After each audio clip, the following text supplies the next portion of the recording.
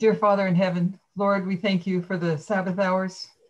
We thank you for the studies that we were just able to participate in, Father, with Midnight Watch. They were a great blessing, Father. I pray for each and every one of us to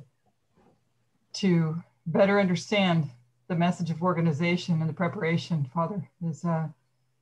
It is a big test for all of us. And there are those, Father, in various parts of the world that are struggling with the message of equality. I pray, Lord, that our hearts would be completely right with you, and we would have a clean and pure heart, Lord, and we would fully understand what it is you're teaching us, Father, that we can be truly a blessing, Father, to others in our lives. We pray for your love to be in us, your grace to be in us, Father, that for those you bring us into contact with, they would see your love and your grace in us. So we thank you for the blessing and the privilege, Father, of being able to participate with the Midnight Watch in their studies and in their Sabbath hours, Father. We ask you, Father, as we open up our study tonight and continue reviewing the Guadeloupe studies and the Battle of Heraclea, that you would be with us, Father, too, as well, that we can see the importance of understanding the Midnight Cry message and where it began, and that these things could be more solidified in our hearts and in our minds, that we would continue to grow in understanding of this union of church and state, what it looks like and how it has developed, and what this means for the two institutions as we continue to go forward, especially, Father, looking at the two streams of information, as that was pointed out in the study earlier. That was the greatest thing, Father, of that dispensation, is to understand those two streams and good and evil. But as was stated, this test is much harder, Father, as we come through and see the compromise that is, and the unity that is being seeked, Father, through unity and peace in the two parties, where it's a mistake that, from everything that I can see, a mistake that was made in the past, and that will bring that judgment, Father. And we just pray for you to continue to open up the light, that we would continue to have clarity and understanding on the things that you're wanting to show us and the things that we're being taught. We thank you, Father, and we praise you for all our blessings. And we ask all this in Jesus' name. Amen. Amen. I'm going to do this.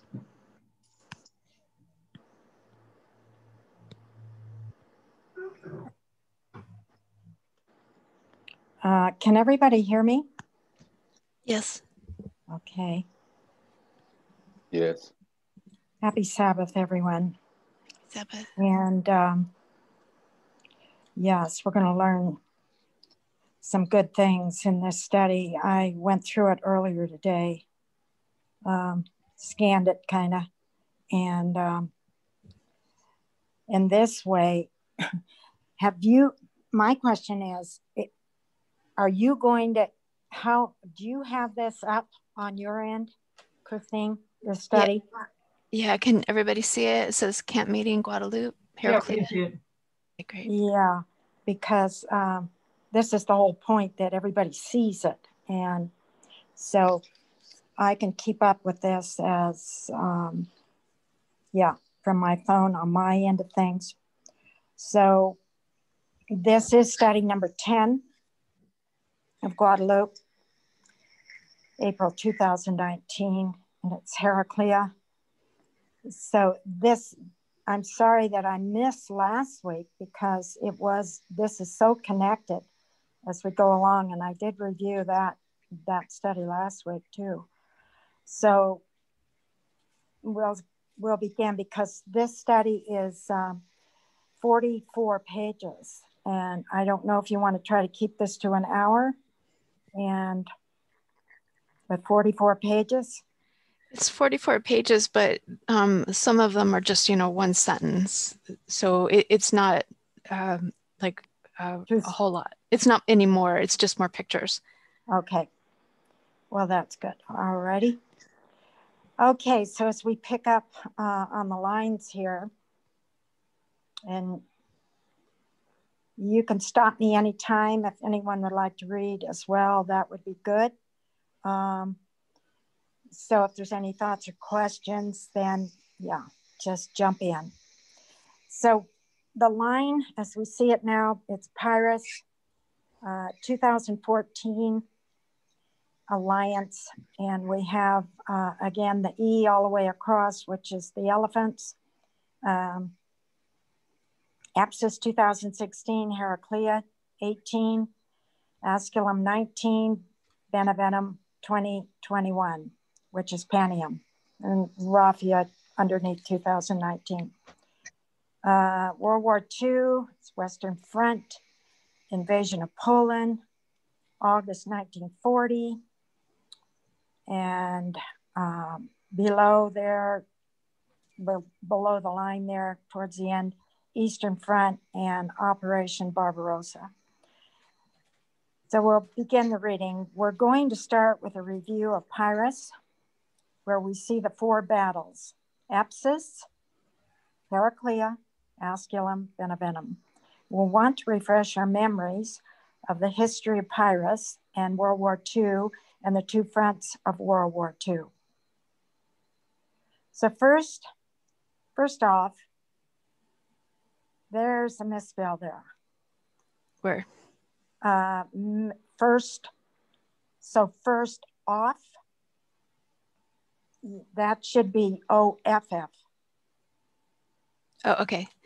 Okay, I think just a little thing. Yeah, otherwise we read it so first of, where it's first off. I think we took out the word off. So we just put first. We laid out our 4 battles. She might just be using the other file. Yeah. Okay. Well, this was the one I got.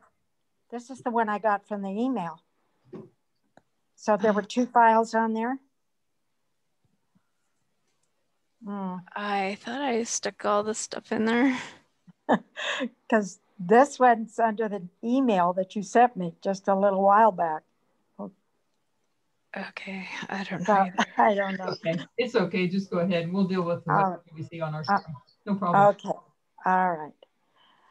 So we laid out our 4 battles and we described this common theme. Then in each battle, you're going to find the same mode of warfare, elephants. They are not just a component of those battles. They are a deciding factor. In our previous studies, we looked at 2014 and 2016. 2016 is the Battle of Apsis and the invasion of Poland.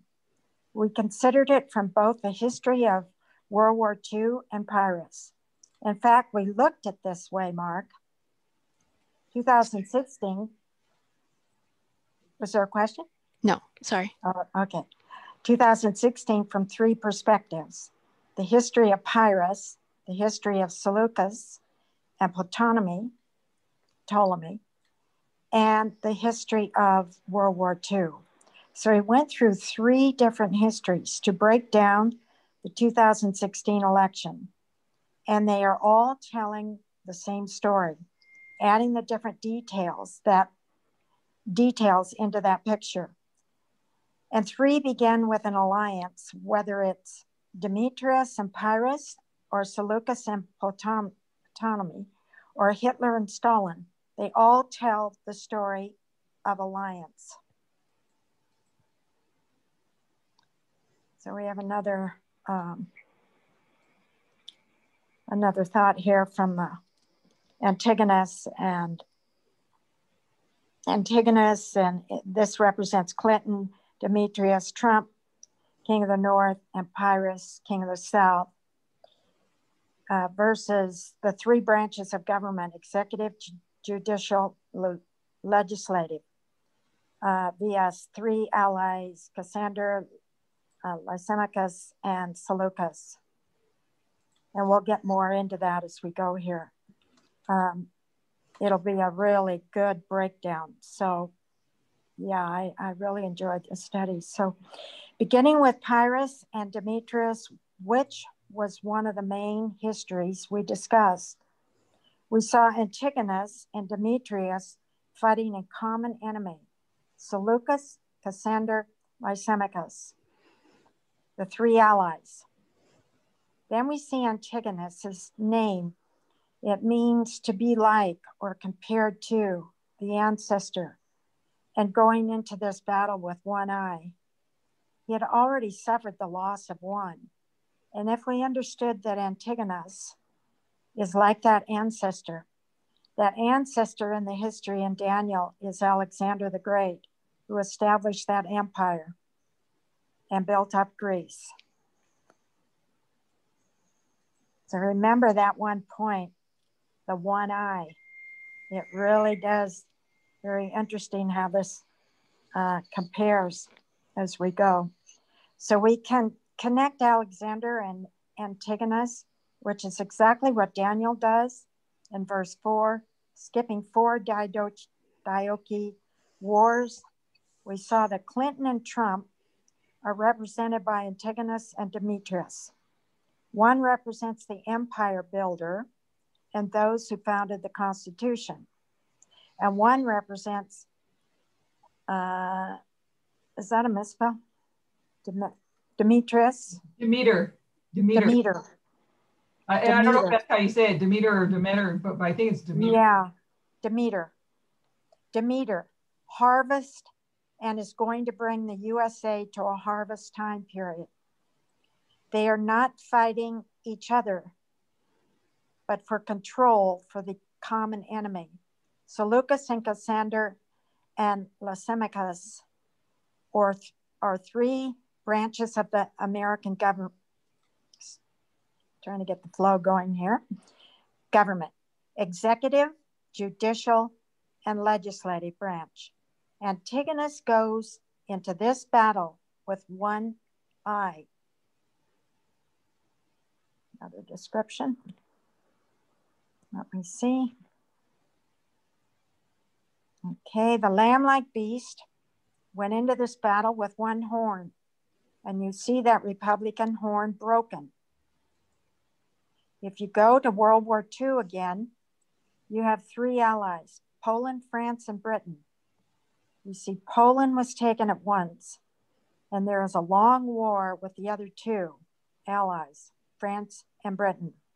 So we see the executive branch was taken at once in the 2016 election. The executive branch is the presidency, which Trump took in the election of 2016. And now if you follow the politics inside the USA, there is an ongoing war with the other 2 branches, the judicial and the legislative, because Trump wants to control all 3 branches. That was one perspective. We can also see it from another. So we look to the right here and we see another example. Up above is being brought down, Antigonus, 3 branches of government. Antigonus, we know, represents Clinton, Demetrius, Trump, King of the North, and the 3 allies, Cassander, Lysimachus,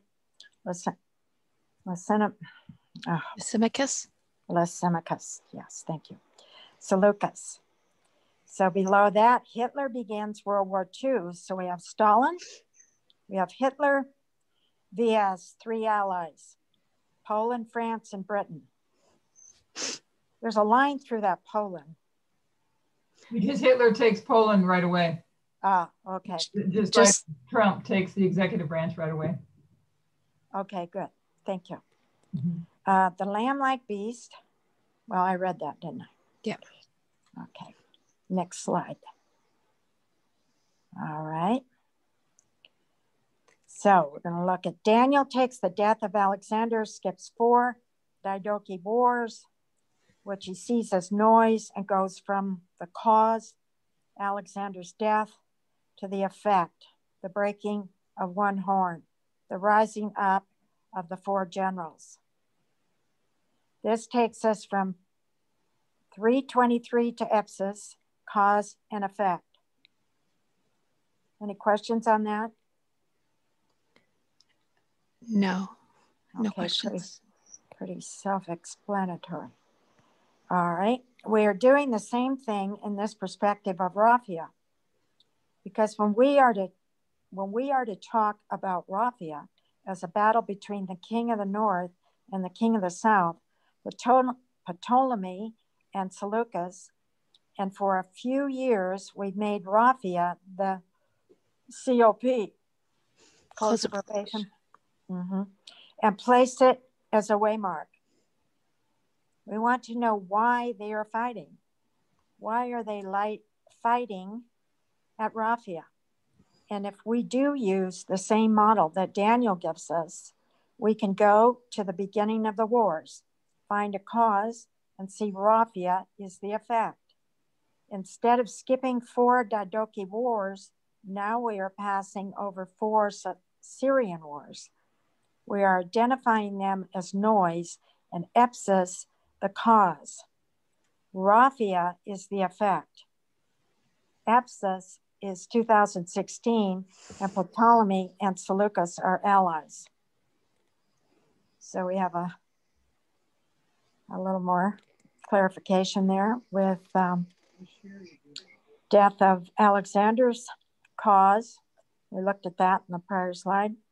And we have below 6 Syrian wars, Epsis 2016, and we have the cause, and we have straight through till 6.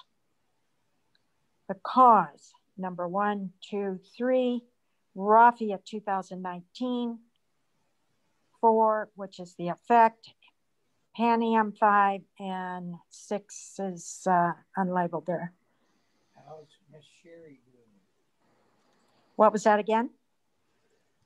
I think someone was talking. They didn't realize their mic was on. Okay. Unless they have does somebody have a question? You talk louder. Okay. Yes, now we're looking at that from Daniel 11, verse 5 through 15. Okay, next slide. You've got yours up. Yes. We're on page 9, I believe. Yes. You have the same dynamic in this second perspective with Seleucus against Antigonus. Seleucus is the king of the north, and Antigonus is the same person, standing in place of Alexander the Great. So you have Clinton against Trump, who has already since 2014 been identified as the king of the north. Then you have the king of the south, Ptolemy, giving his support to Trump. Okay. Second perspective, Epsis 2016. We've got 400 through 500 war elephants. And again, Seleucus, king of the north, which is Trump, Ptolemy, king of the south, Putin, vs. Antigonus. Pretty clear. So this should probably have Clinton on it. On the, should have it right up there on the graph, right? Yeah. The cause below. The cause is George Washington, all the way to establishment to Obama to Trump. Okay. A reminder in this history, what city was Ptolemy attacking in this time period? Sidon.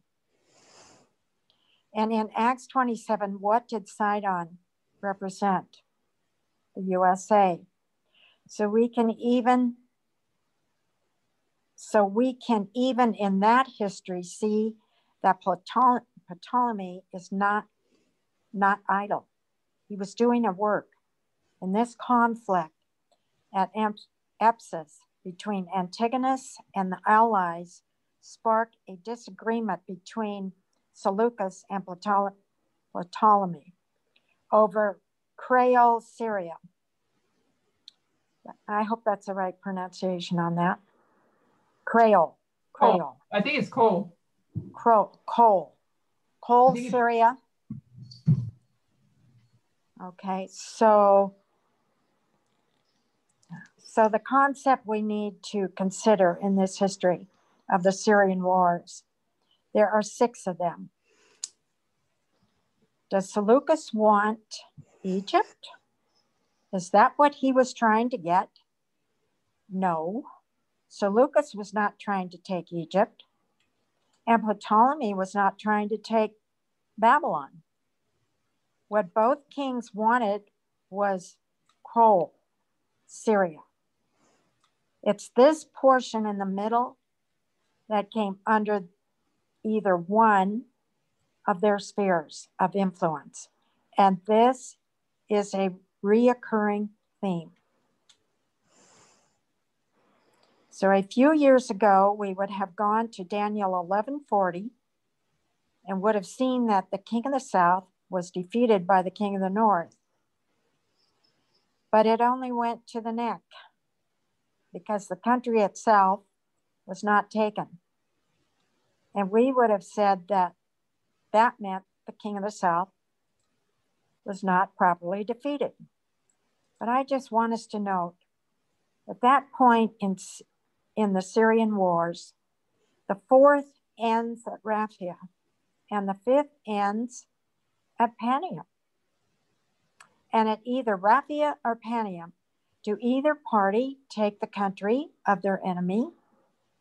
Even at Panium, the king of the south does not take Egypt. Seleucus never took Egypt. So if we use the concept of up Did that to say the neck, king of the south? pardon me? Did that say king of the south? Even at, oh, just on this, well, let me read it again. Even at Panium, right there on that sentence, even at Panium, the king of the north does not take Egypt. Okay. So that's right. Yeah, thank you. Seleucus never took Egypt. So if we use the concept of up to the neck and we are consistent with that, we don't find any evidence that Seleucus ever took Egypt. That I think one that would be sufficient, huh? Yes. That country is not taken because that's not what they are fighting over. What they are fighting over is Kol, Syria. That's what both sides wanted. These spheres of influence. Oops. Okay. Here's the map. This is Hellenistic world. This map, it's showing exactly what's being, countries are laid out here. Mine isn't real clear on my phone, but So you've got a better description of it there. That it's pointing you can out, see it clear. It's pointing out Ipsus up here in the upper left in the yellowish orange color. Yeah, and, yeah. So that's the kingdom of Lysimachus. And then we have in pink is the Seleucid Empire. And then in green we have the Ptolemaic Empire. And it's pointing out Damascus. Okay. And that was all Kol Syria, the area of Kol Syria. Kol Syria. Thank you. Okay. Yeah, that middle portion that they always fight over. Oh, okay. Okay, so this part right here. Go ahead. Around Damascus, this middle part. Yeah. And my circle might be a little bit too big that I put on there, but yeah, that's that area that they're fighting over. That's the whole issue here. Okay, so there's three different areas covered here. Ephesus and what is it? So what is that called? The Seleucid. Seleucid. So Seleucid Empire. And then the Ptolemaic. And so this Empire. area points out the Kol Syria area. Yeah. There's somewhere in here. Okay. All right, that's clear. So when we come to World War II, the conflict in 1940 was over spheres of influence. When we come to the Cold War, what are the King of the North and the King of the South fighting over? same. Spheres of influence, Eastern Europe. We want to talk a little about spheres of influence before we start discussing our second battle of Heraclea. So before we discuss Heraclea, we want to go through the civil war in Syria and to consider one thing. What's happening right now is fairly well known, that Syria is in a civil war. That has become a proxy war between the USA and Russia. We understand that Afghanistan was a 10-year proxy war from 1979 to 89. And we see now with Syria. So interesting here. Are there any questions? No. Okay. So we have a noun proxy war. It's breaking that down. A war instigated by a major power, which does not itself become involved. The end of the Cold War brought an end to many of the proxy wars through which the two sides struggled to exert their influence.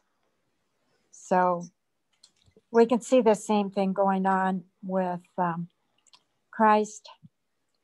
We have the proxy war via Christ via Satan, different ideology, God prepares Abel, formed church. Then we move to the other side, Satan prepares Cain, formed church equals Babylon, which is the great controversy between them. Afghan, USA, rebels vs. SU, Soviet Union. That is GOV, AFG is Afghanistan. Should this be USSR? Yeah, Soviet Union or USSR, whichever one you think is best to do. I hear it said both, but it's the Soviet Union that is supporting the Afghanistan government, and it's the United States supporting the rebels. Okay.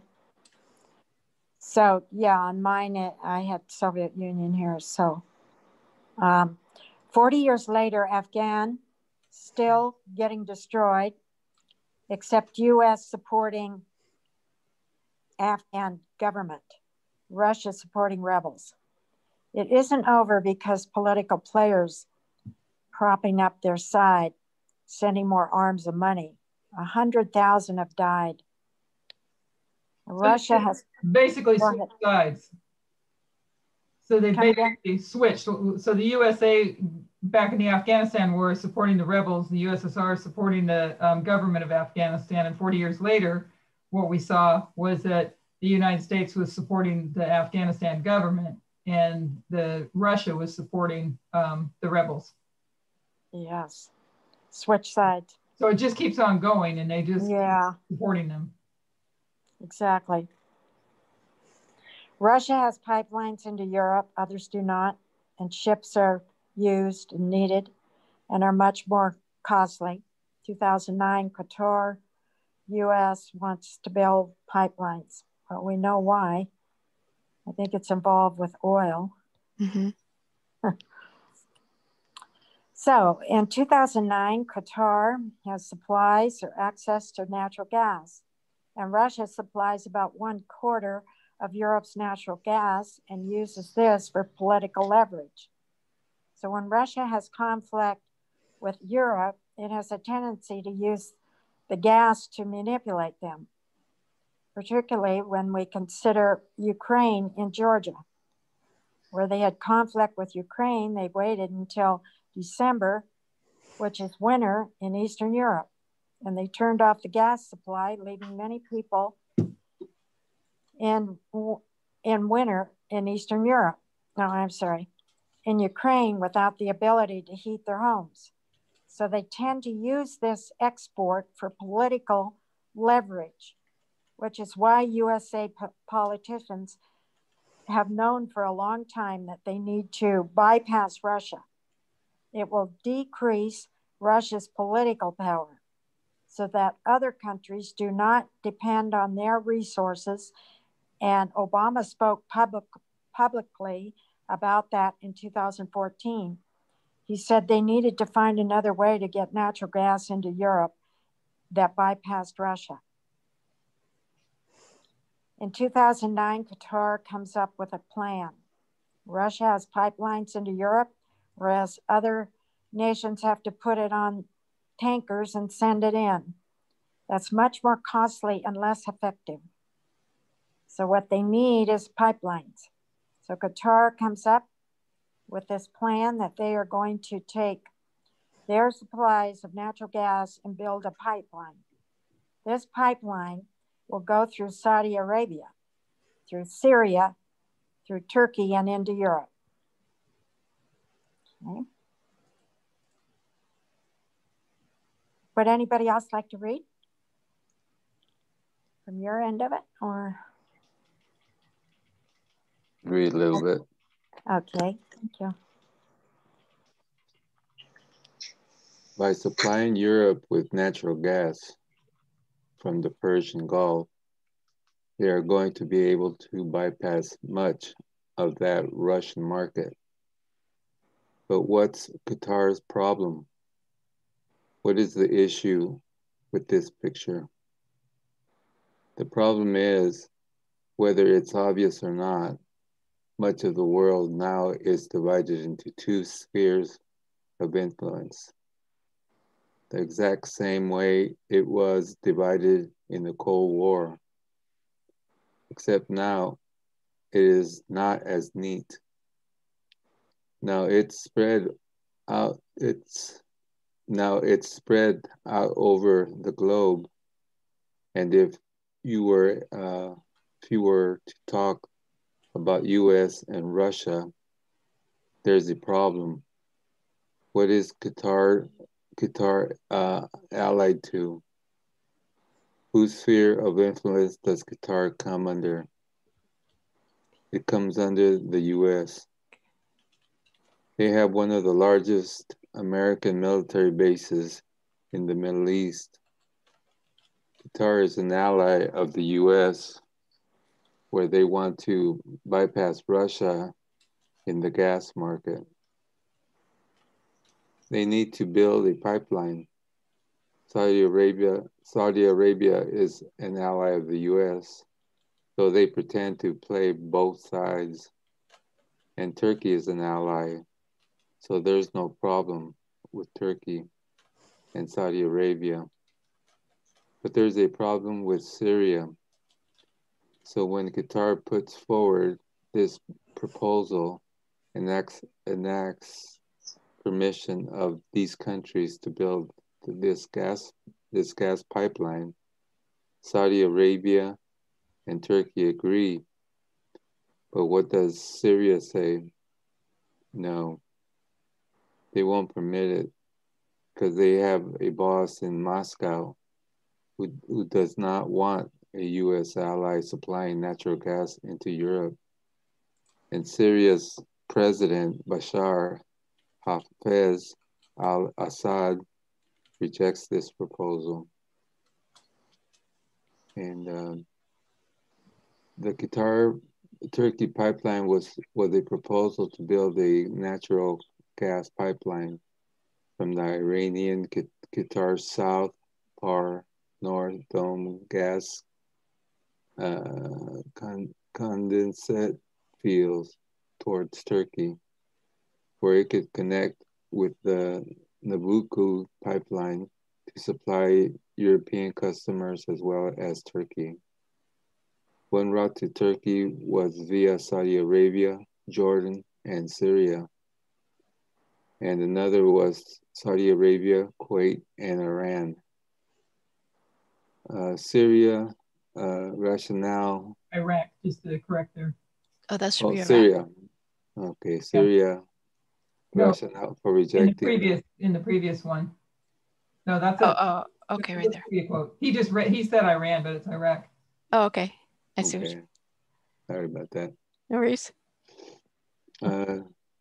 Syria's rationale for rejecting the Qatar proposal was said to be to protect the interests of its Russian ally, which is Europe's top supplier of natural gas. Cool. Let's see, next. Thank you. Syria has Russia's only naval base with direct access to the Mediterranean. And you could see, let's see.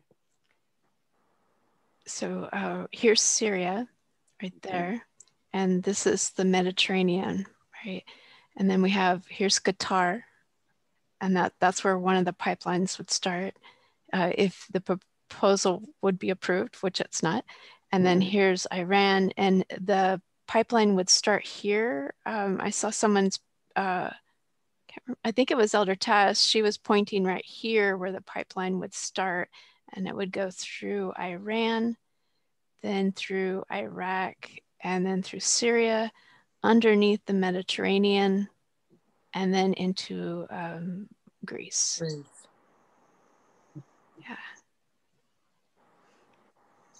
So Qatar has the largest U.S. Yeah, I read that. For Qatar allied with the U.S. to supply natural gas to Europe, it would have to go through Syria. Syria's allied with Russia, so this is only this peninsula right here where the pipeline would have to go. Yeah, so it would have to go from Qatar through Saudi Arabia, through Iraq, through Syria to Turkey. Right. Well, So is this, go ahead. Sorry, Francisco.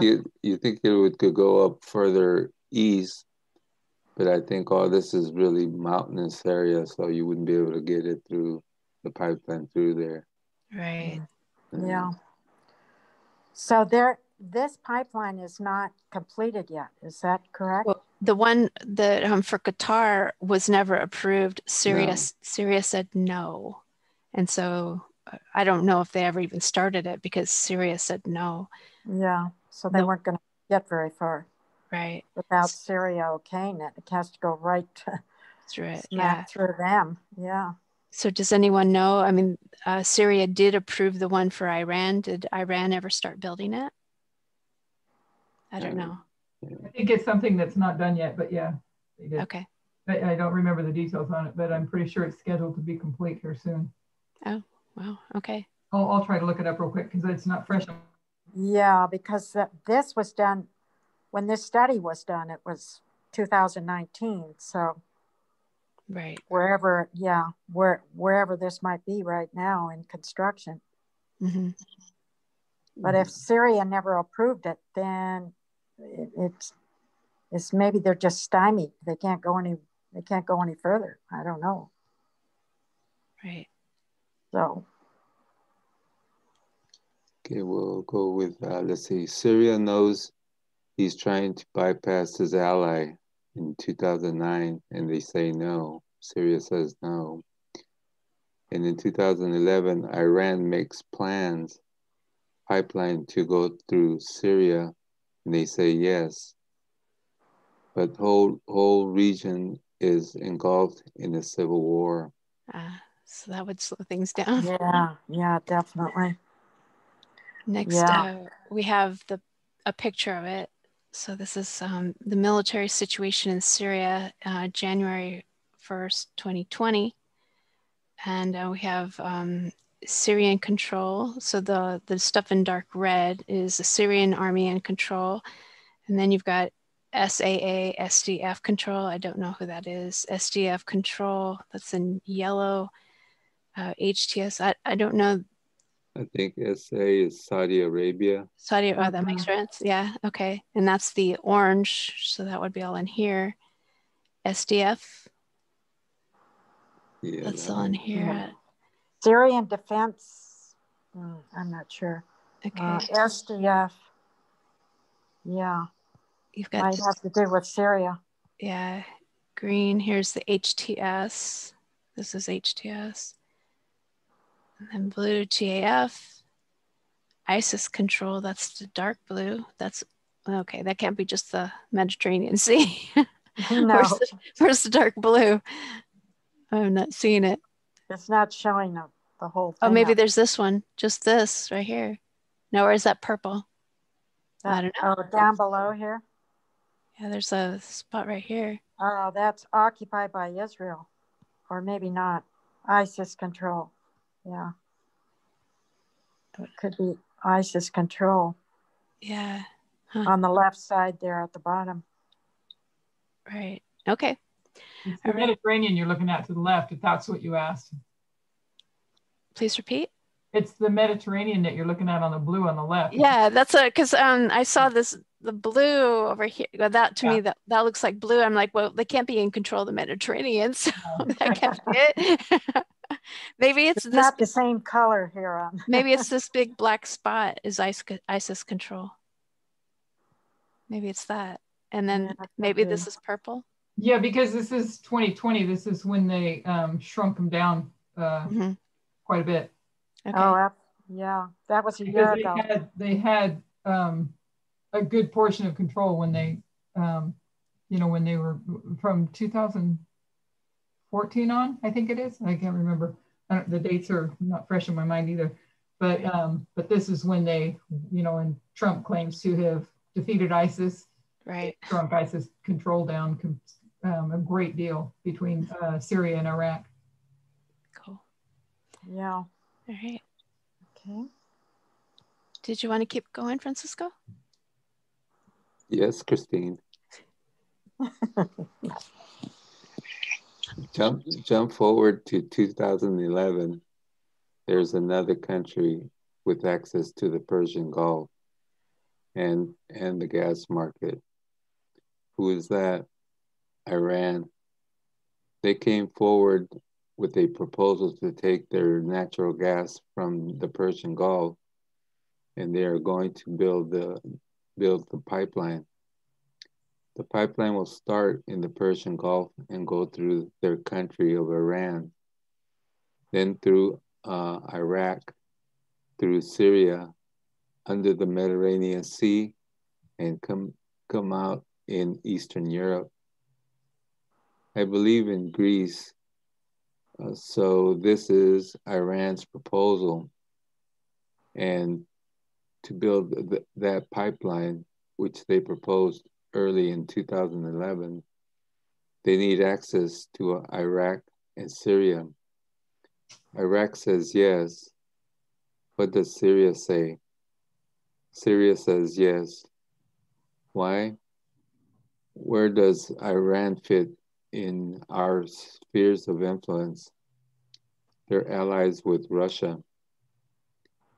Iran comes under Russia's sphere of influence, and they're going to follow their boss. Russia knows it can control them. Russia also knows that Iran does not have the quantity of natural gas that Qatar has. So Assad of Syria says yes to Iran and no to Qatar, because he knows where he fits on the sphere of influence map. Russia doesn't mind if Iran supplies Europe with natural gas, because Iran is an enemy of the US. And let's see here. Yeah, it looks like in what I'm reading, I had that wrong or mixed up with something else, but because I thought that pipeline was in the works and it had been stopped. But from what I'm reading on this website, I don't think it is progressed. So I might have had that mixed up with something else. Huh. Anyways, go ahead, sorry. They probably don't have the money right now. The country's still not fully functioning. It says in July 2011, Iran, Iraq, and Syria said they plan to sign a contract potentially worth around $6 billion to construct a pipeline running from South Pars towards Europe via these countries and Lebanon, and then under the Mediterranean to a European country. That was their plan. That's what I had on that one map. Mediterranean to a European country with a refinery and related infrastructure in Damascus. In November of 2012, the United States dismissed reports that construction had begun on the pipeline, saying that this had been claimed repeatedly and it never seems to materialize.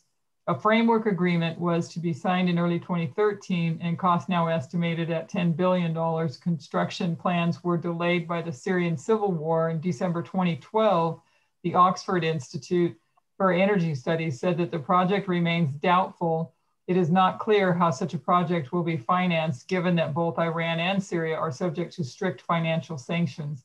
In July 2015, Iranian gas engineering and development company and Pazargad Energy Development Company signed a BOT, Built Operate Transfer contract, under which the project owner will provide 25% of finance and National Development Fund of Iran, the rest the rest of the construction.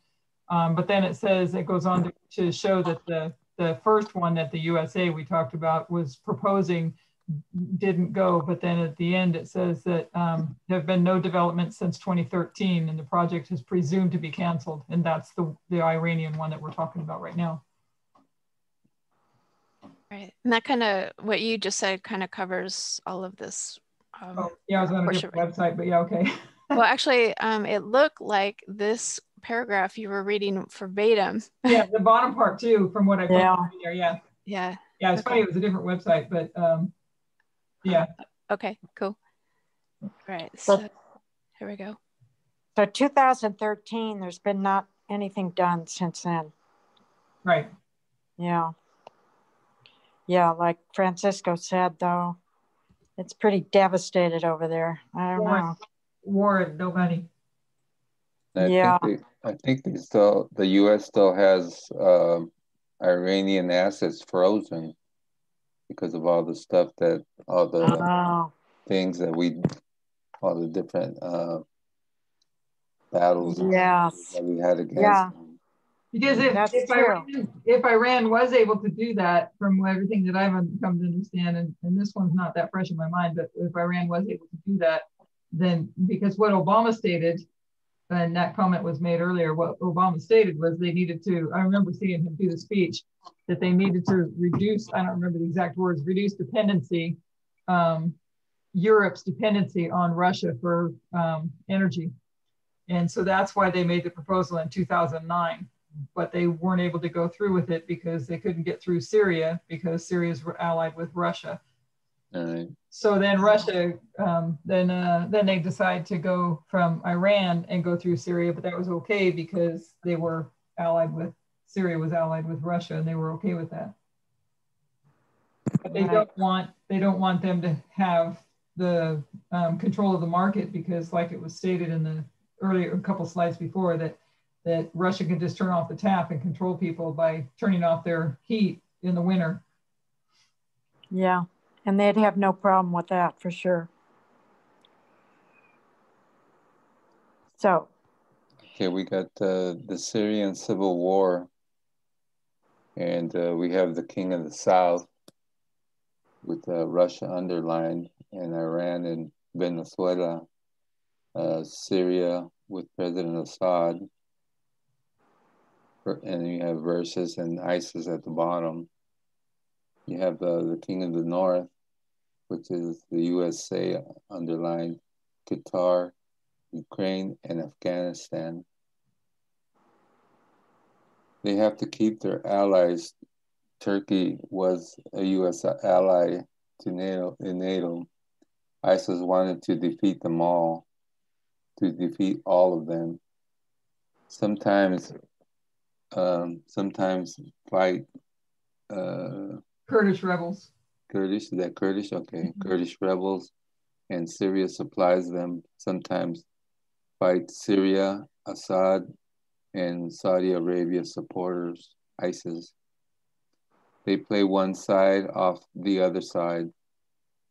Russia supplies natural gas to Europe, Ukraine. Ukraine makes political decisions Russia doesn't like. Russia turns off the tap of natural gas to control. That's kind of messed up. Isn't that though? This is how politics are played out, and it has become a worldwide issue that these countries are divided between Russia and the US. Where does Venezuela fit in this map? Under Russia? So right now, Russia has troops in Venezuela propping up their government. What about Ukraine? They have been fought over, but now their government is on the side of the US. What about Afghanistan? It's now a proxy war again.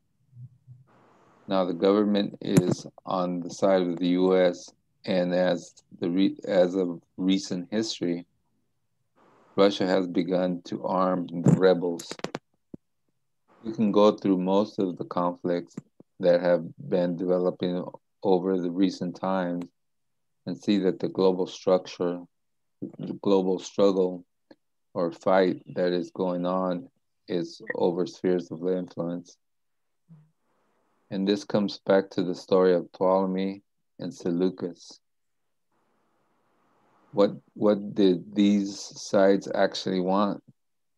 Because Seleucus didn't need to take Egypt. He wanted cold Syria. He wanted spheres of influence. The same applied to Ptolemy. He was content with Seleucus having Babylon so long as he didn't have the Middle East region, which was of strategic importance. So when we come to the fall of the Soviet Union, when it's defeated, it's when it loses its sphere of influence, just like in the Syrian war. This is what they're fighting over. Wow.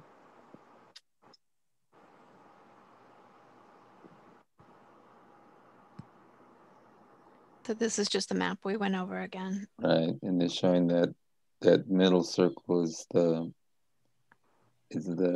highly contested area they all want. Exactly. Damascus. Right. What we want to consider is what they're fighting over, and let's remind ourselves of the history of 1989 to 1991. What the King of the South lost was spheres of influence.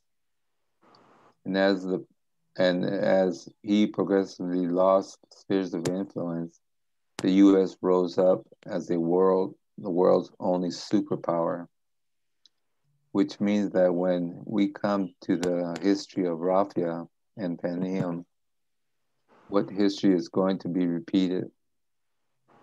The King of the South loses his spheres of influence, and the stage of the US becomes the world's only superpower.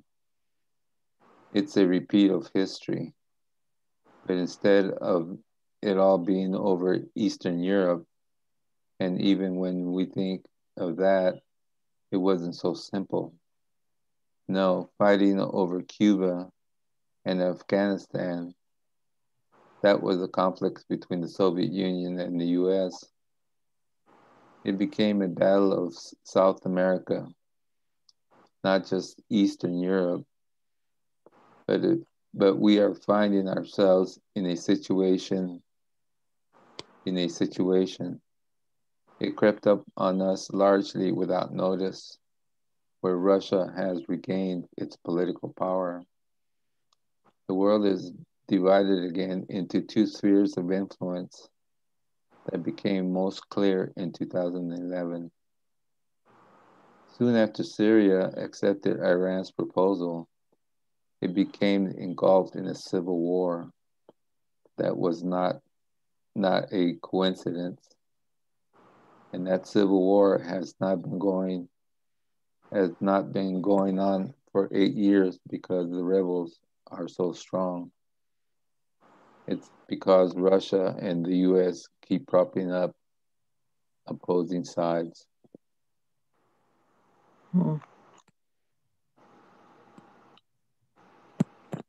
Yeah, how much influence do we have over there now after Trump pulled troops out? Anybody know? Depends how many armies we're propping up. Yeah, I mean, it was Trump's idea, to just get out of there because he was he was interested in building up the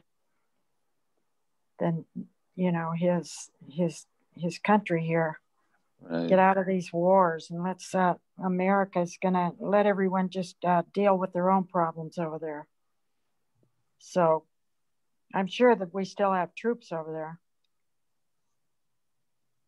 because Syria is so broken down. I mean, Damascus, especially that area, just been decimated through all this civil war going on. So I think if it wasn't for oil, no country would be over there. Oh, absolutely.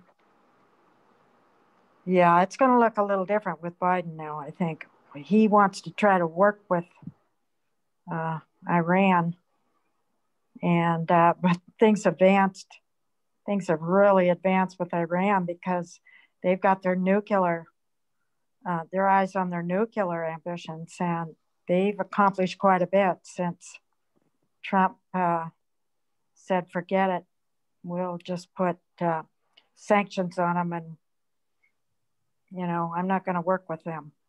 But Biden, I was reading an article, I think it was from the Post or the Times, that said that Biden, it's one of his top priorities is to try to work with Iran and pick up where before Trump and what he's done over there.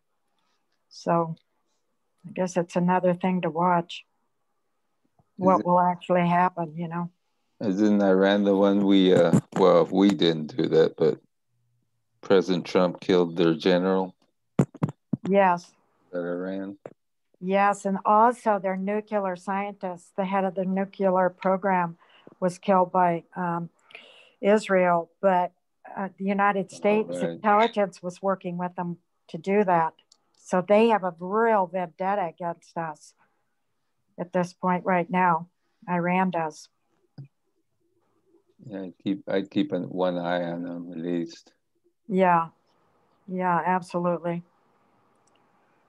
So did you want to read some more, or do you want somebody else, or I can? Yeah, I'll read this page, and if somebody wants to jump in, they can jump in. Sounds good. Okay. We have discussed 2016, which is Ipsos. It is that conflict over American election where Demetrius and Pyrrhus, Trump and Putin, are on the same side. This lines up with the invasion of Poland, also known as the War on the Western Front. Now let's consider August 1940, where they have a breakdown in their alliance. So the pact that Hitler and Stalin had signed, the Molotov-Ribbentrop Pact, had 3 parts. The pact itself had 2 parts, and there's another agreement. This is review. We discussed this when we went through World War II. The first part was a non-aggression clause where they agreed not to attack each other. Stalin agrees to allow Hitler to fight the West without attacking him while he is weak. The second part was a dividing up of Europe into spheres of influence. The third part was the issue of trade. This was how the Soviet Union supported Hitler's war. So the Soviet Union is going to support Hitler, supply him with materials, and Hitler has to pay. The way Hitler was to pay was with German inventions, German technology. He was to share his knowledge with Stalin as they built stronger battleships, new weapons, new planes. It wasn't just money. He was to pay in sharing this technology. this was a commercial aspect of their alliance. So there was non-aggression and spheres of influence, but it also had the commercial element. And without Stalin's support, Hitler would never been able to maintain a war. Interesting. That's interesting. Yeah. All right. Well, thank you, Francisco. Yeah, you're welcome. For your reading. Anyone else like to read a little bit, or? I'll read a little bit if you want. Okay, sounds good. Okay. So soon after all this was agreed to, in September 1939, Hitler begins the war on the Western Front with the invasion of Poland. Then between September 1939 and August 1940, they continued to trade and divide up Eastern Europe. But their relationship began to come under strain until in August 1940, when it completely broke off for 1 month. The Soviet Union stopped sending any deliveries to Germany. They wouldn't continue to fund the war effort because there were two problems. There were two elements of the pact that Germany was breaking. Germany was not paying their bills to the Soviet Union for that trade, and they also started arguing about the division of Europe. They began to divide up the Balkans, and they realized they couldn't agree on how that should be done, particularly when it came to Hungary, Romania, and Bulgaria. So they fought over spheres of influence and over the commercial aspects of their pact. So that's August 1940. We need to remember that this is a history of failure. And that means when they come to August 1940, who is the aggressor? In the history of failure, the aggressor is the King of the South, who initiated the breakdown with the King of the North. And as they met in secret and sorted out their differences, it was Germany that came out the winner. So in the history of failure, the King of the South initiates the conflict and the King of the North wins. So if we're going to see a history of success based on the lines we drew up, we have to see the King of the North initiate the conflict with the King of the South, and the King of the South has to win. This is what Pyrrhus and World War II teach us to expect. And through our other lines, we have identified it as 2018 and the Battle of Heraclea, or August 1940. So in the history of Pyrrhus, it's the Battle of Heraclea. And in the history of World War II, it's August 1940. And that's 2018, the Battle of Heraclea.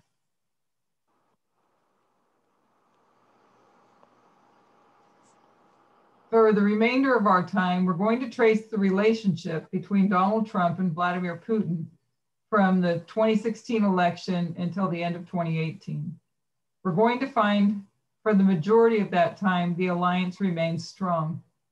This may seem like an insignificant event, but it was the preparation for that, for what came after. Donald Trump signs a new executive order on May 11th, 2017. It's Executive Order 13800, and it's titled Strengthening the Cybersecurity of Networks in Infrastructure.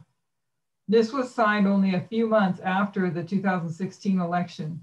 Donald Trump became an inaugurated president in January 2017, and by May that year, he's already beginning to take steps to protect American cybersecurity. Why would he do that? He's just gone from the 2016 election, and he knows he won it. It was with the help of Vladimir Putin. He knows how he won it. It was with the help of Vladimir Putin. One of the ways Putin helped him was by attacking American cyber networks. In 2016, the agency that Putin set up to do this work was the Internet Research Agency, or the IRA. This is a branch of the Russian military that sounds innocent, but it is what Putin uses to interfere worldwide with the cyber networks in various different countries. And it is particularly the IRA that he used in 2016. May of 2017, Trump begins to strengthen American cybersecurity. He needs to make sure that whatever Putin did to interfere in the 2016 election to help get Trump elected doesn't continue to give Putin power over the US now that he is president. This is just the beginning of that work, as we will see. So in May of 2017, he signs that executive order to strengthen cybersecurity. We're going to skip over a year and come to July 2018. This was a summer in Helsinki, a meeting. This was the first official meeting between Trump and Putin. And how well did that meeting go? This should just be review, and going through this history ourselves makes it easier to see. Looking at Trump's language just prior to this meeting, he was attacking all of his allies, and you could see he was waging war on the West. He attacks the North Atlantic Treaty Organization, or NATO. He attacks Canada, and he attacks the European Union. But when he comes to Helsinki and meets with Putin, he only has praise and adoration. There was a well-known Republican senator, John McCain, who said this meeting was a tragic mistake, that there has never been an American president who has abased himself before a dictator to this level. You can imagine in July 2018, it was clear to all who followed that meeting and the press conference that followed it, that there was a relationship between these two men and there was some kind of an alliance. So we know in this history, the relationship is strong. So we got May of 2017, the executive order is signed to strengthen cybersecurity. This is after he already full well knows that Putin helped him win the election. Then July 2018 is the Helsinki meeting. And Putin praises Trump. And also at the Helsinki meeting is where, if I remember right, that's where the report, the Mueller report, I think it just come out. And he, I think it was the Mueller report. No, I don't remember if the Mueller report came out later, I think. But there was a report that came out that said that that it was our intelligence that said that he had interfered. And he stood up there next to Putin and said, Putin says that, he said very strongly that he didn't do it, and I believe him. So he believed Putin over his own national intelligence. Yeah, that was all over the news. Yeah. Over and over again, it'd go back to that. Yeah.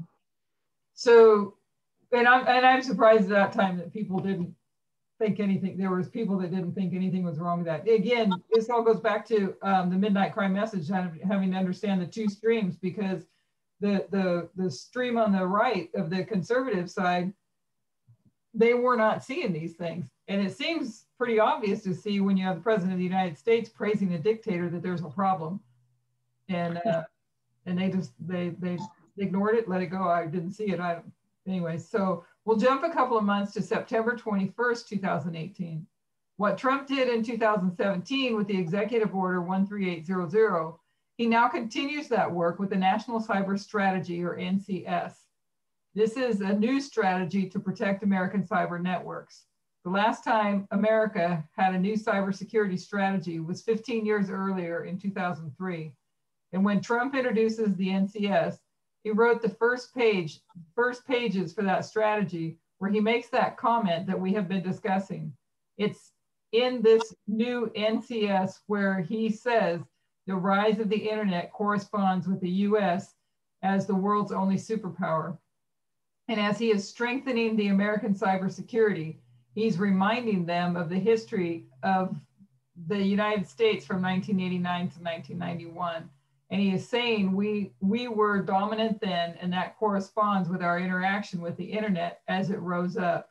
So there's a little snapshot of part of that article where he actually said it, and that the rise of the internet and the growing centrality of cyberspace to all facets of the modern world correspond with the rise of the United States as the world's lone superpower.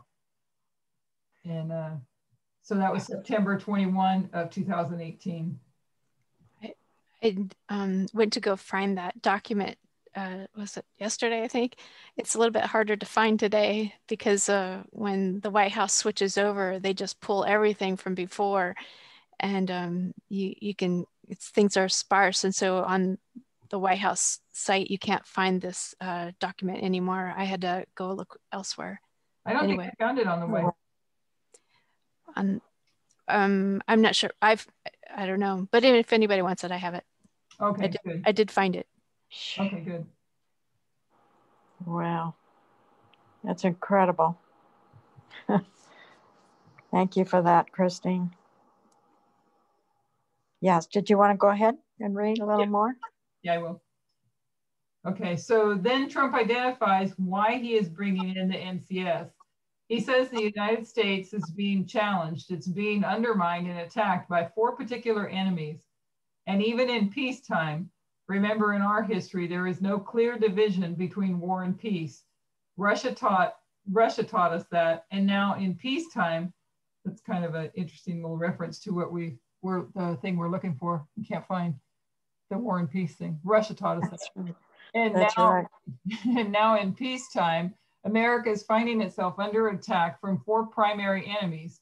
What is the first enemy Trump names? He says Russia, his ally. So in July 2018, he's saying Putin never interfered with the election.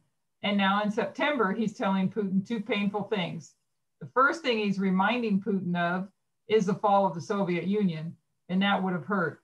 The second thing that Trump is saying in this report is that he recognizes what Russia has been doing, and he is going to put an end to it. And he lists Russia, China, Iran, and North Korea. The first he lists is Russia, and then he describes how this NCS is there to protect him against Russia's behavior, but it wasn't just an act of protection.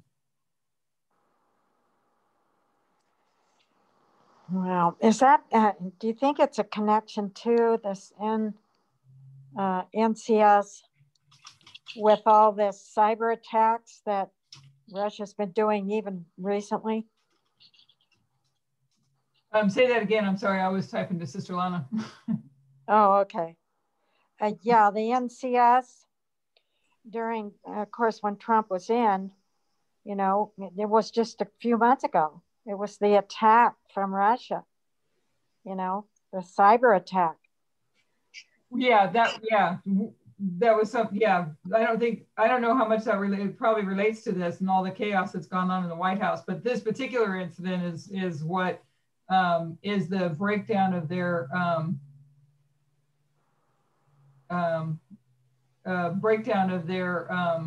alliance and their cooperation together during Heraclea, and it's going to show the purpose why he did what he did, because it leads into the 2014 midterm elections. Okay. Yeah, it's connecting the dots. Okay. So somebody else can go ahead. Anyone else like to read? Or I can pick it up.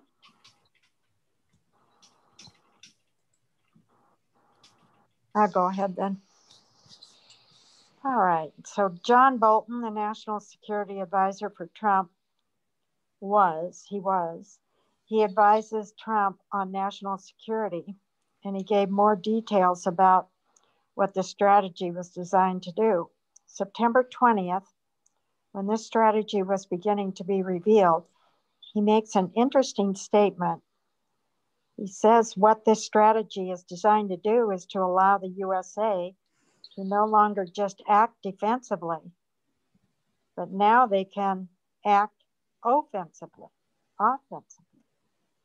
So now they won't just protect themselves from foreign attacks. Now they can actually engage in attacks. This proposal wasn't just defense. Now it was also offense. Is that spelled wrong? Pardon me? Is that spelled wrong? Defense? Defense? Action of defending. You know, I go back and forth on that too, because when some places it'll spell it with a C and some place with an S. To me, it's with an S. Yeah, I think it's with an S. Yeah. Okay. Defensively? You're looking at that word? Yeah, this proposal wasn't just defense. Now it was also offense. Oh, okay. Yeah, I see that. I was looking at the word defensively. I think that's fine. Did you finish? I'm sorry. I've just got a couple of sentences here. This proposal wasn't just defense, and that's what you were talking about. Now it was offense, because Obama had been much more careful how the USA used the internet offensively. when we talk about, October 28th, when we talk about the midnight cry, the internal message comes out in SOTP in Arkansas. That was in September and October, and that's when we were seeing an escalation. It corresponds with our external waymarks. John Bolton goes to Russia and he meets with Putin, and Putin on camera on YouTube. You can watch this discussion. Putin looks at John Bolton and he reminds him of this meeting in Helsinki. Putin tells John Bolton, I met President Trump in July this year, and our relationship was strong. It was a good meeting. And then Putin says, this is why I'm surprised to see the USA take steps that are not substantiated by anything. And I would call unfriendly. They're not friendly steps. He says, we are not responding to your unfriendly steps, but you keep taking them. So John Bolton and Putin meet, and this part of their meeting is all filmed. Russia's Putin meets U.S. National Security Advisor John Bolton. That's a link that goes to that particular recorded video that she's referring to. Yeah. So, well, we have that insertion here on Heraclea. May 11th, 2017, Executive Order 13800, July 2018, Helsinki meeting, Trump and Putin. September 21st, National Cyber Strategy, offensively. October 28th, not friendly. And that was progressing to where it is.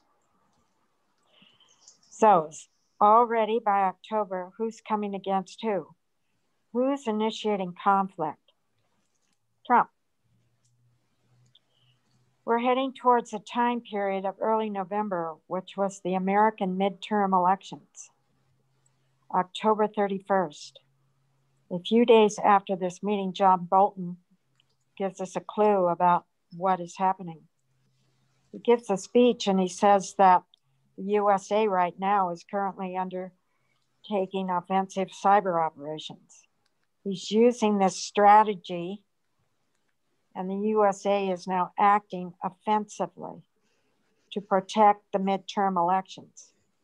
November 6th was the midterm elections. They added that on the list. Okay, in late 2018 was a 100-year anniversary of the end of World War I.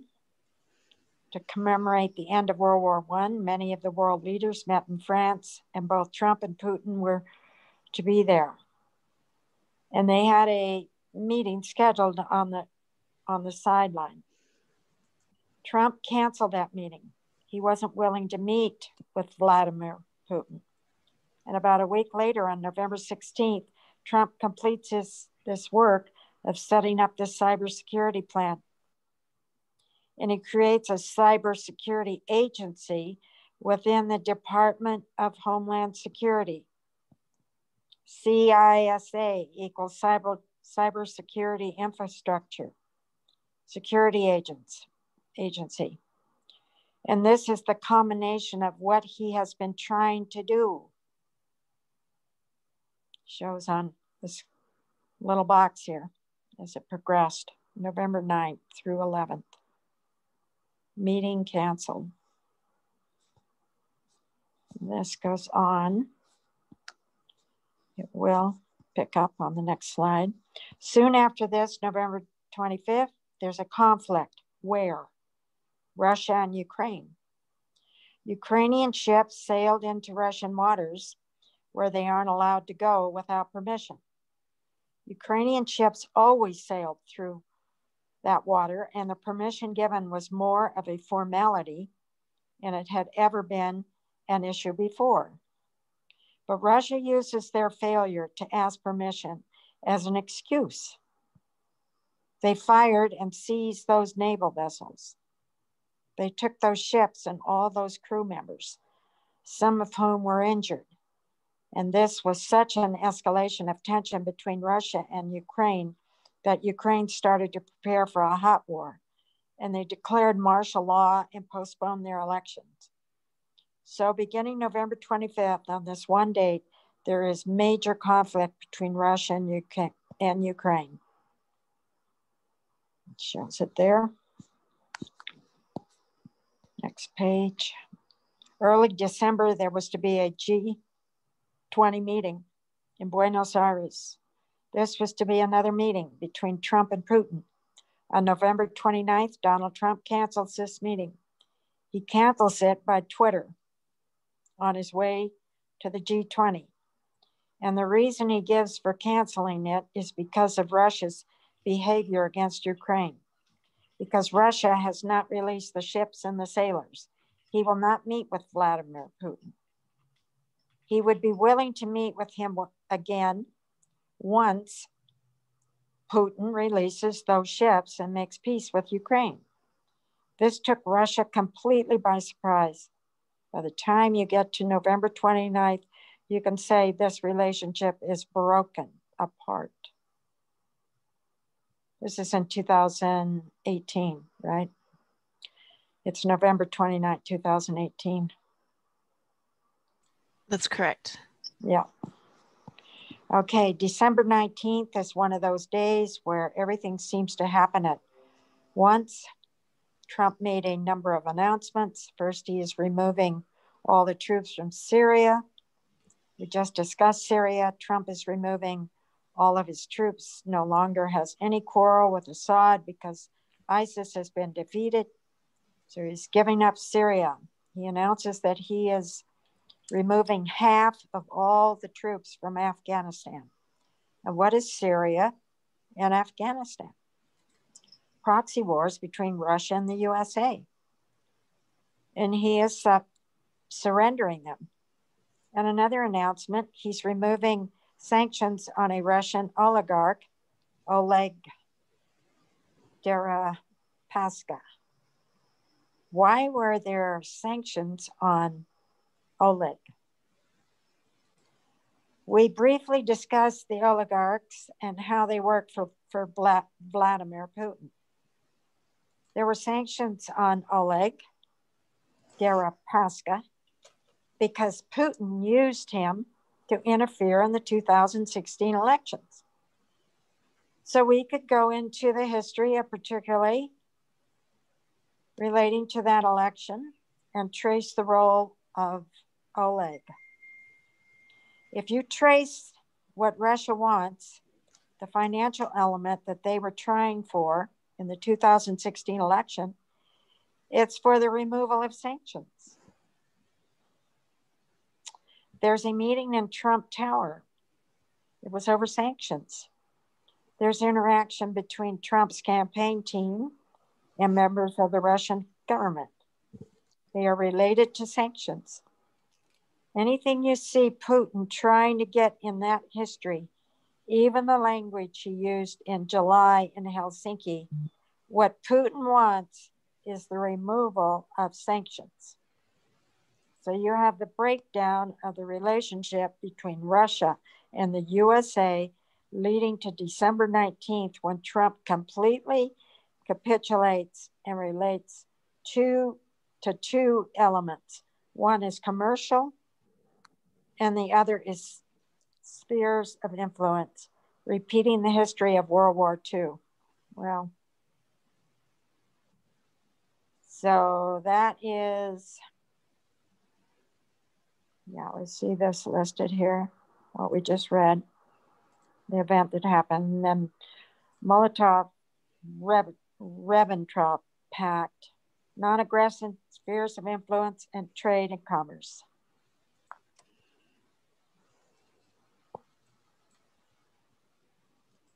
Early this year, we found out some more details. We filled in some of our gaps.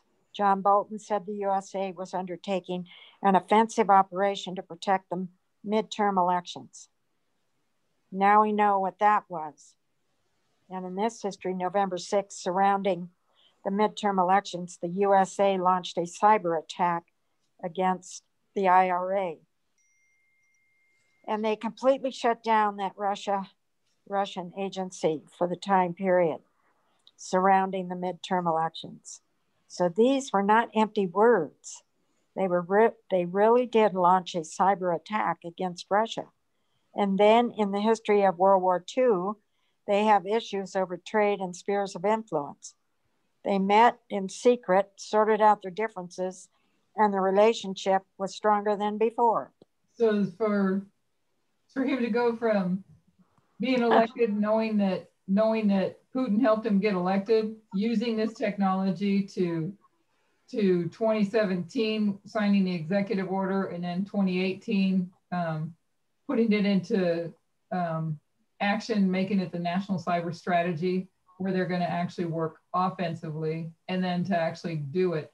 So here he is, friends with Putin, being friendly and acting friendly in Helsinki, but behind the scenes, he had already a year before signed the executive order to strengthen cybersecurity. So, oh my goodness. So there you see the relationship breaking down when you get to where they do act offensively just prior to the November midterm elections. Just to note that the date on that national cybersecurity document is September, and you can't just write that in a day. So that has been going on since before here. I mean, it takes months and months to write a document like that. Oh yeah, man, it's genius, isn't it? How they use. They got the plan already there. I mean, stab them in the back now. September 21st is the date that I believe she marked when it came to doing the study on cause and effect of each in the waymarks.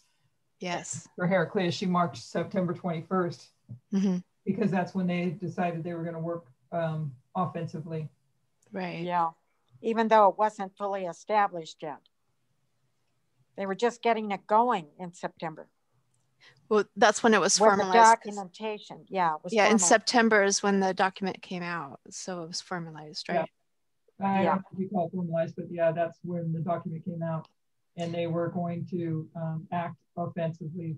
And they had always only worked on the defense, but they were going to take aggressive offensive action mm-hmm. in cybersecurity. So it was publicly recognized. Right. Yeah. Well, okay. Earlier this year, we uncovered information that they did meet in Buenos Aires around the time of the G20, but it was kept secret. It was not reported. No notes were kept. No one was allowed to listen in. So when we consider the history of World War II, we see war on the West and war on the East. Between these two fronts, there's a breakdown in their allegiance relating to the spheres of influence and their commercial agreements. Germany wasn't paying. When we come into our history, we see a progressive breakdown in their allegiance. Trump has not successfully removed sanctions, which at least members of his campaign team has promised Russia that he would do. They still are arguing over spheres of influence.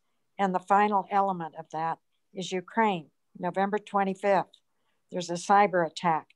They meet in secret. Whatever was said, this is the result. Trump gave up Syria and Afghanistan and began to remove sanctions. There's the implementation of it.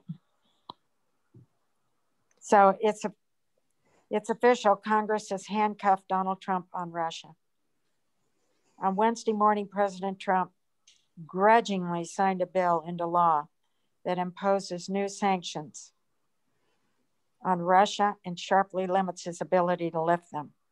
Since the bill sailed through Congress with a veto-proof majority, his only options were to sign it or to veto it, and then endure the humiliation of seeing Congress, controlled by his own party, override him with ease, as lawmakers in both parties pledged to do. When he signed the bill, he issued a statement calling the law significantly flawed and claiming that it contains unconstitutional provisions in its restrictions on presidential authority. That came out of Vox News. Yeah. So we have a few more pages here, 7:30.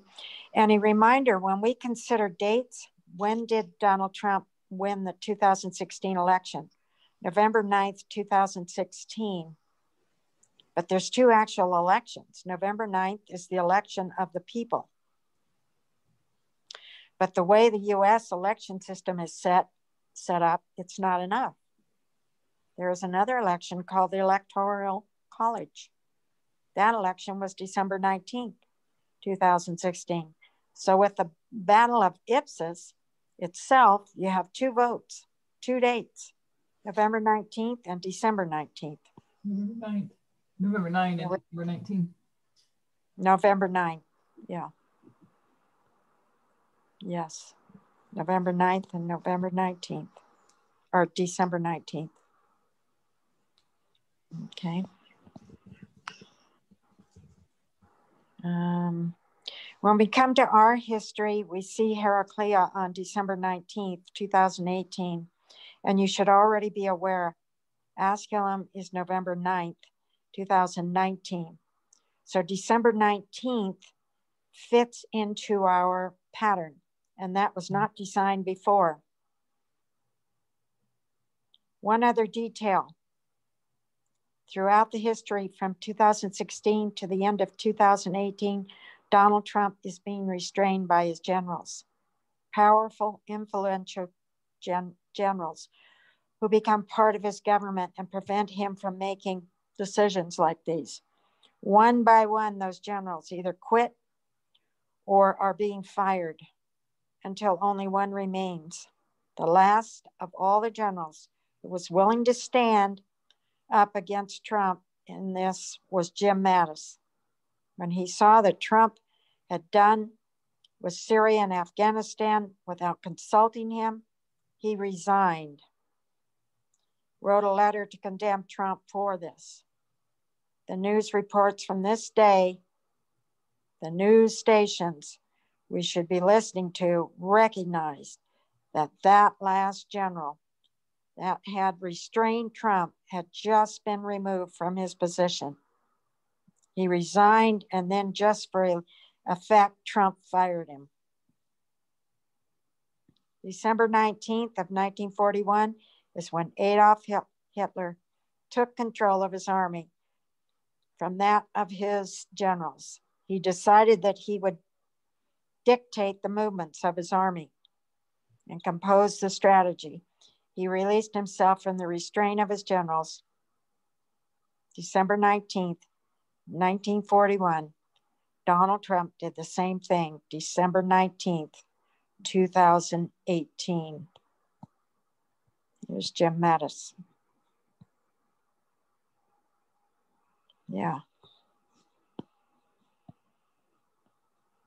So this is the history of the breakdown and the rebuilding of the alliance, and it centers around the time period of our internal midnight cry.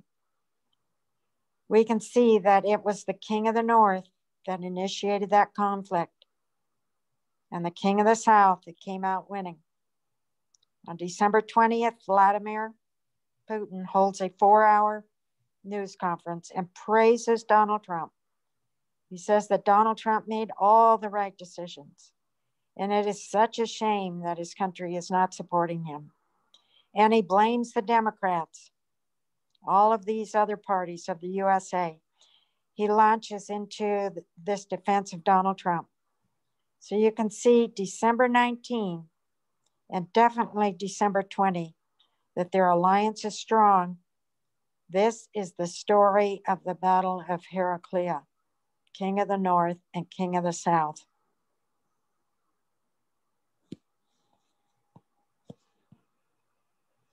You can build Fox News into this story. There is another layer relating to December 19th, the Mexican Wall and Church and State. On December 19th, we need to look at, it has as much significance for us, even though it's not connected to the King of the South. What happened in the weeks leading up to December 19th, a new budget had been drawn up where Donald Trump wanted $5 billion for his border wall. The Democrats were not going to allow that.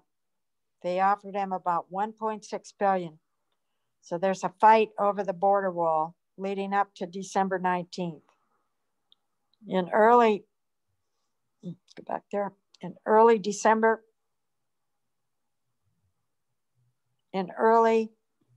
December, Donald Trump says he will be proud to shut down the government unless they give him money for the border wall.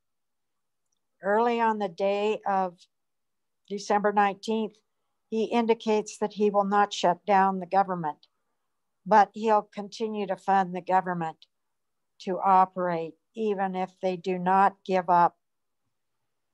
him money for his border wall. We need to consider what happened when he said that, particularly from Fox News. These are people who help him get into power. They communicate between him and his base, which for the majority of it is Christian conservative America. They very rarely are criticizing him. It's mostly praise. But the night of December 19th, they began to criticize him. In fact, they launched an attack. They say through their TV screens that this is a decision that Obama would have made. That his presidency would be a failure, that he's completely betrayed those who voted for him in 2016, that they wouldn't vote for him again. And there is this real attack, a launch from Fox News. One thing we need to be aware of is the power that the news network has and the interaction happening between them and Donald Trump.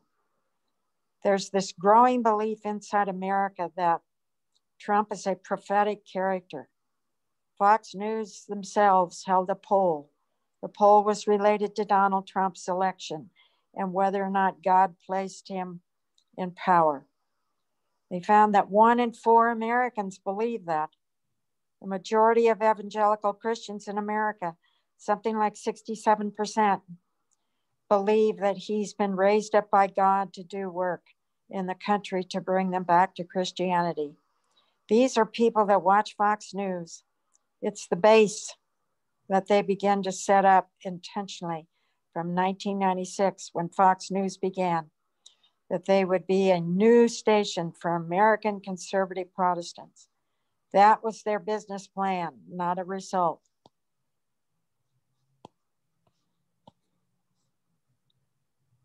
Fox star Sean Hannity is one of Donald Trump's fiercest defenders.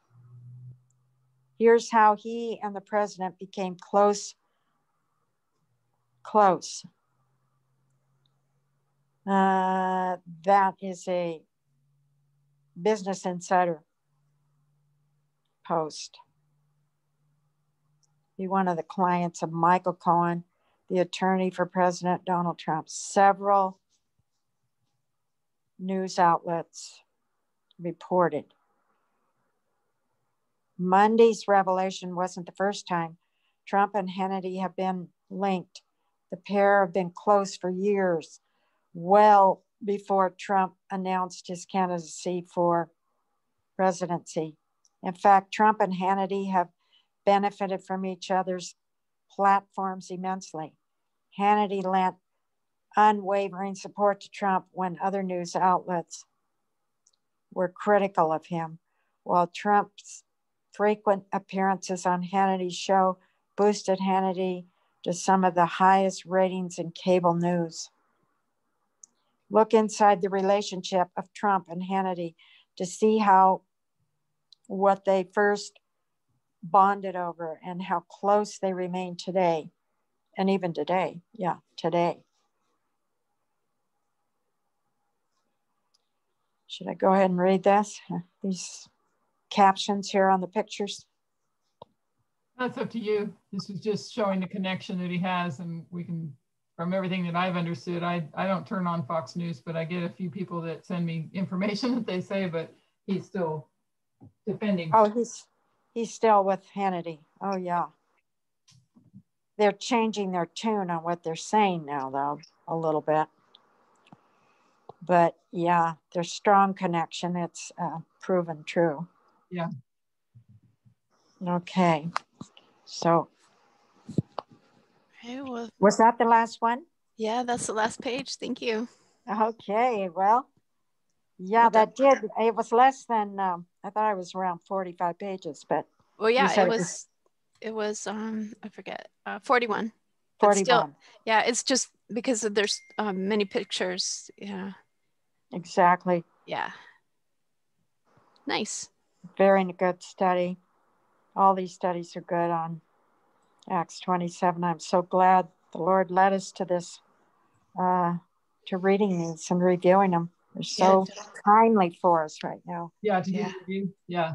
Especially the need to go back through Revolutions and In God We Trust as we finish this, because In God We Trust shows us the steps that they took to bring us to where we're at now, and that, you know, the three different histories of the actions of the Protestants to bring in God We Trust on the coins, and then on the money later, on the paper money later, and then 9/11 when they again said that we're being punished because God isn't in our government. We got to bring it back into schools and in everything else. So those three histories help us to continue to grow an understanding of the union of church and state. Yeah, exactly. Well, we've already passed through Heraclea now. That was 2019, November, right? Am I correct on that? Say that again. We're what? We're past Heraclea. Oh, yes, that was 2018. Yeah, we're past Heraclea and then Raphia. Yeah. So. And Raphia was 2019. Yeah. Hey, Sister Christine, can you put that back up there again and put it on like the third or fourth slide from the back, from the end? Third or fourth. Yeah, hold on a second. I closed it. Oh, sorry. Just a second. No worries. Third or fourth from the end. That's around 39, page 39. Yeah, I'll know which one it is when I see it, but it was towards the end. Okay.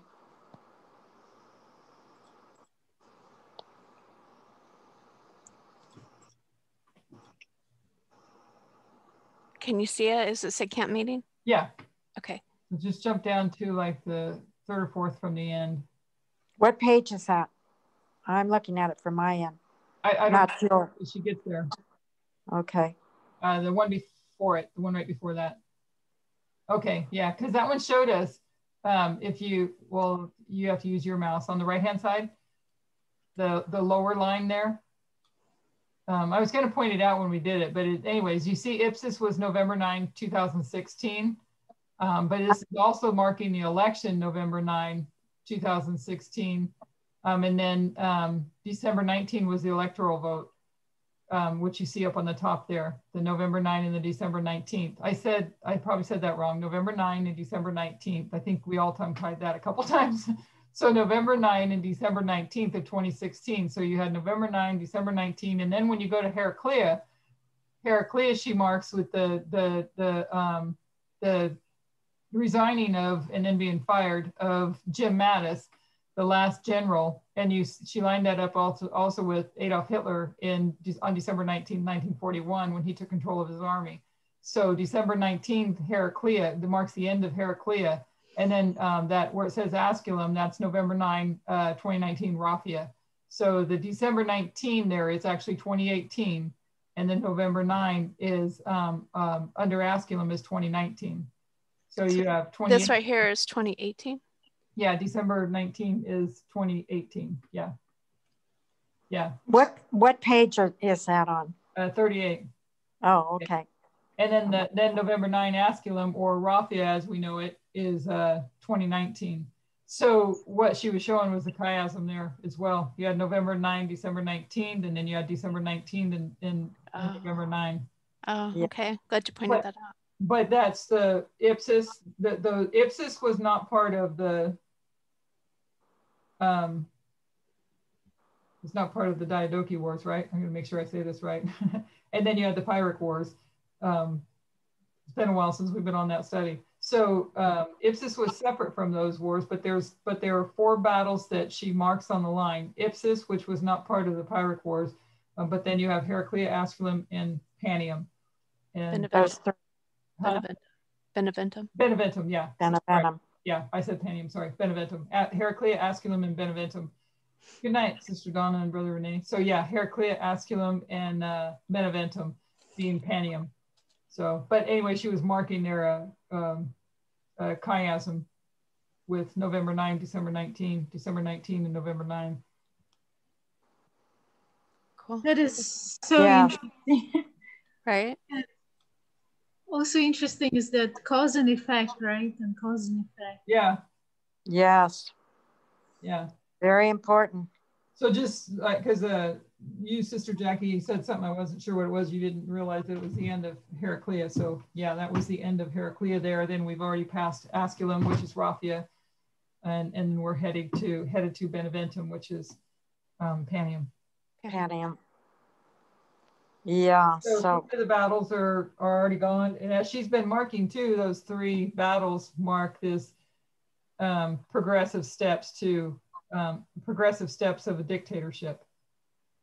Yes. We looked at last week, Ipsis, she marks 2016. He's already a dictator when he gets there. But it's a progressive steps. And it's interesting too, because I think I've talked about this before with somebody, I don't remember, maybe all you guys, I don't know, but my ex-husband called last night and we were talking, and it's easy to talk about the history side of things and not, the Bible and prophecy. It's really easy, especially with somebody that how he can retain as much as he does, as bad as he's done his body physically with alcohol. He remembers things better than I do.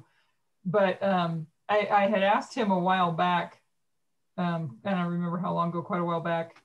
And I said, I was remembering the other day, thinking about somebody had told me that the United States was a bully. Wait, this is way back in 1989, 90 area. And I said, I think it was you. And this is a conversation I had with him previously, like, I don't know, a couple years, I don't remember how long ago. And he said, well, yeah, it was me. And I said, I thought so.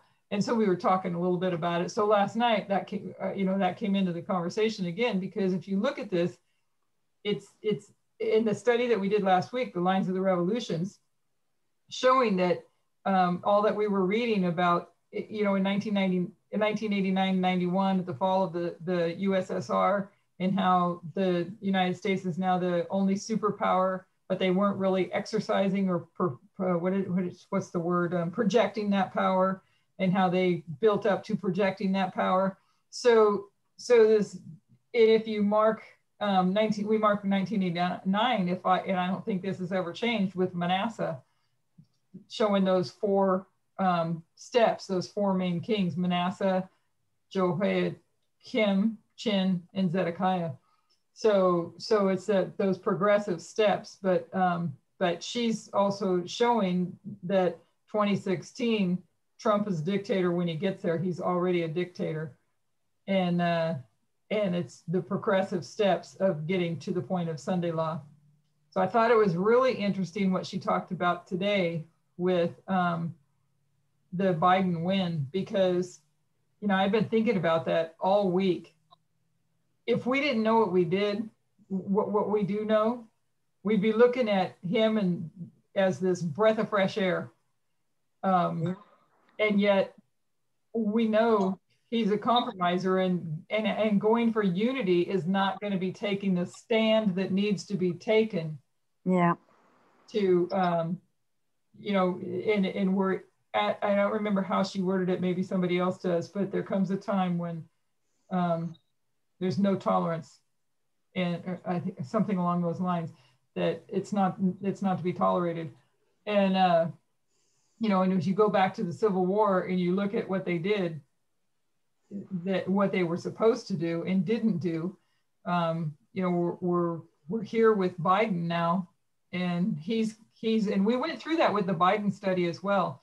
The Biden study showing that some of the websites that I was looking up and some of the articles that I referenced in there about Biden and how he prides himself on being able to work on both sides of the aisle. Well, that's not going to solve anything. That's not going to cure the racism problem and the nationalism problem. It's not going to solve the sexism problem.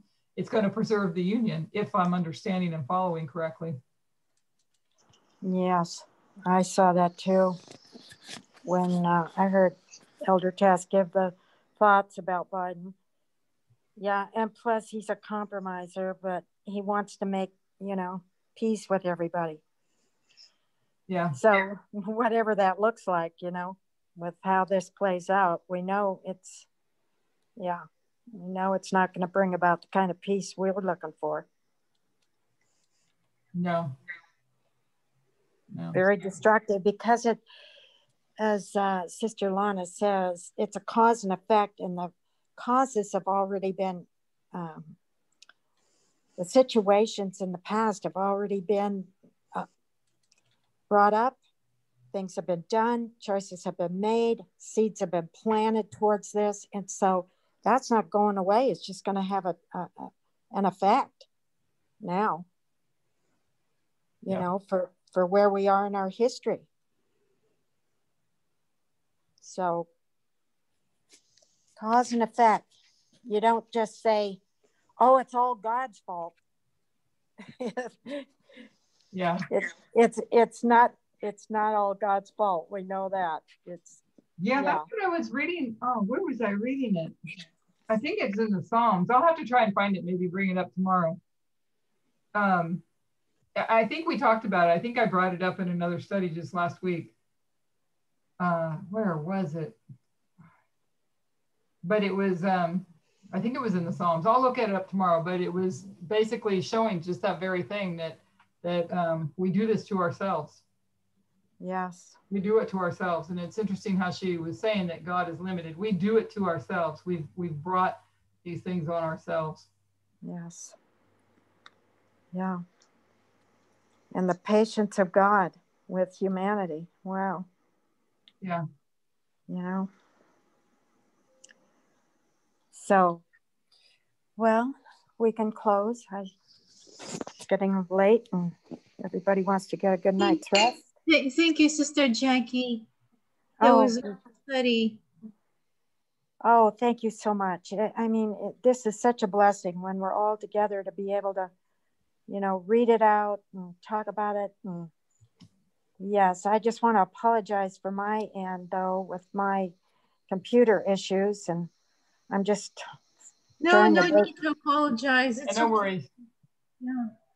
Yeah, I mean, I wanted to be really totally prepared, and then when I go to get on the thing and it's not working right. So, you know, it's something that is probably very simple, but yes, it'll be resolved. No problem. But it was good. We could do it and do it together, and the Lord bless us. Would somebody like to close in prayer? Or if not, I can. I can close this, Jackie. Thank you.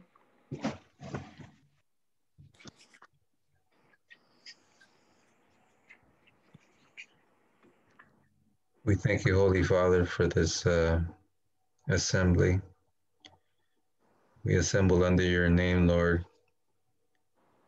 to give you thanks and praise and to keep us moving in the right direction.